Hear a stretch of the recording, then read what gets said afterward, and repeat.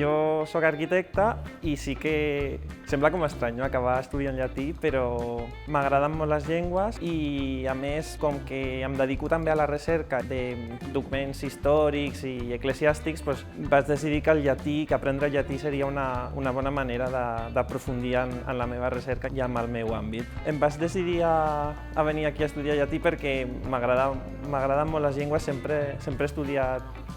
altres idiomes i tenir la possibilitat d'estudiar una llengua tan important com és el llatí em donava curiositat i em vaig decidir a venir aquí. Jo crec que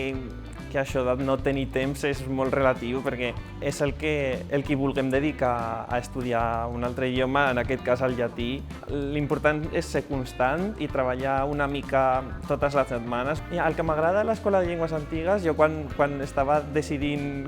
on vindria a estudiar llatí, el que em va decidir per venir aquí era les condicions tant d'hores de docència,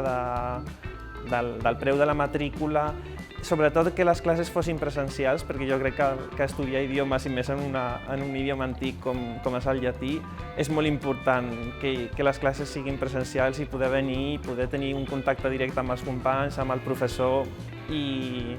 jo crec que això és el que m'ha agradat i per això estic ja al tercer nivell de llatí, no?